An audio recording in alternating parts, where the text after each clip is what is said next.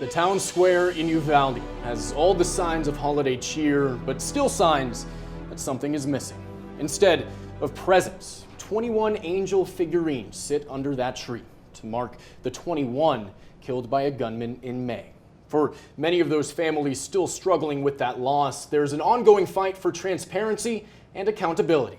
Now a new report is raising questions about the delayed response to the mass shooting at Uvalde's Robb Elementary. But this time the focus is on problems that might have prevented some victims from getting life-saving care. Joining us now for Inside is Zach Despard, a politics reporter for the Texas Tribune. Thanks for being here with us today, Zach. We've largely heard about, the failed law enforcement response in this shooting in the months following. But tell us about what your reporting has revealed about the failed medical response and how that tied together with the failed law enforcement response in getting to Robb Elementary. Sure. A lot of the reporting to date has been about that failed police response, which is a really important area of inquiry. But what we wanted to look at is how that police response affected the ability for medics to quickly treat and effectively treat victims of the shooting.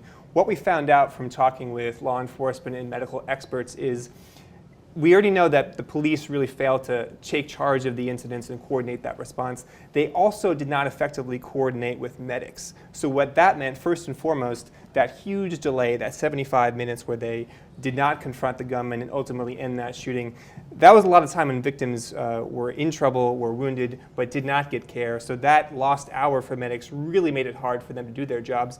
And beyond that, during that delay, despite waiting, police did not effectively communicate what was going on to medics. So they did not know how to appropriately stage ambulances, to stage helicopters, and what that meant was when the shooting was finally over, there were only 2 ambulances right outside the school. The helicopters weren't ready to immediately come in, and that resulted in additional delays for the more than 10 victims who were alive at that time but needed to get to a hospital. What else are the experts saying about this? Do we believe that if it weren't for these failures that those 3 victims could have survived? So in our story, we talk about 3 victims who were alive at the time the shooting ended, but died before they got to a trauma surgeon. And it's really hard to know whether they would have survived in other circumstances because we don't have the autopsies, and that's going to be the best record of that. We do know, looking at the records, talking to experts, that their chances of survival would have been a lot greater had there not been a delay in getting to them, had there been a more efficient way of getting them to the hospital. Your reporting also noted some of the personal stories of Eva Morales, the teacher who had been shielding her students and bleeding out there. What kind of details can you share with us that you've learned from what was unfolding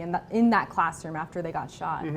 The account of teacher Eva Morales is an important one because she had called her husband, the Uvalde CISD police officer, during the shooting to let him know that she had been shot. And that was one of the early indications that police definitely should have known that there were wounded victims inside those classrooms because she had reported that herself had been shot. We listened to some of the interviews with some of the students from that room, noting that she did what she could to try to stop the bleeding on herself. She was still alive and conscious when she was taken out of the classroom, and unfortunately she didn't make it. And that's one of the hardest stories of this, because one of the experts we talked to, the strongest indication we have is this person believed, this trauma surgeon from Washington, that because she had survived for an hour, the chances that she could have survived those wounds were significantly larger because of all that time. Of course, Uvalde is one of the biggest failures to date of mass school shootings, but your report noted that since Columbine in 1999, a lot of other mass shootings have had similar repeated failures. So what's the key takeaway from this? Yeah, and this is one of the more important parts, because that's why we want to keep doing this reporting about Uvalde, is what lessons haven't we learned about previous mass shootings that we really should be applying when sadly these things do happen in the future.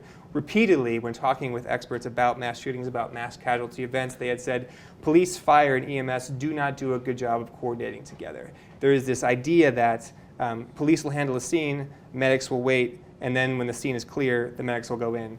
That doesn't always work in mass shootings, especially when victims need care so much more quickly. So the experts we talked to said, look, people need to learn lessons from this. They really need to have some reforms because this model is not working. And Zach, we're going to have the opportunity to respond to this reporting with policy in just a few weeks when lawmakers return to the Capitol. Have you heard any reaction from state representatives or senators about how we can prevent this from ever happening in the future? So we had been in touch with the House Special Committee that produced that report back in July, a comprehensive report. It was very helpful for our own reporting, who said that they appreciated the depths that we went to sort of capture the nuance of this. Hopefully, the totality of all this reporting is helpful to lawmakers when they convene next month and really decide what are the things that Texas needs to do to lessen the likelihood of these things happening in the future.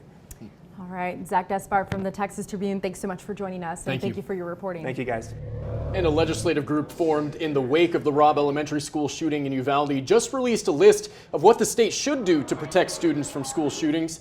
The Texas Senate's Special Committee to Protect All Texans is recommending a new requirement for all law enforcement officers to have active shooter training. It also calls for new investments into school district security budgets and mental health care programs.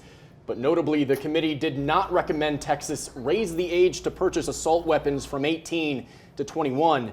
That has been one of the main policy changes that families of the victims have demanded. The full legislature will consider all of these recommendations once the session begins on January 10th. Medical marijuana is available for some patients in Texas, but some advocates say that's not enough. Legislation and the laws are already there. We just need more access to what's been approved. Why they're pushing lawmakers to expand access in the coming session.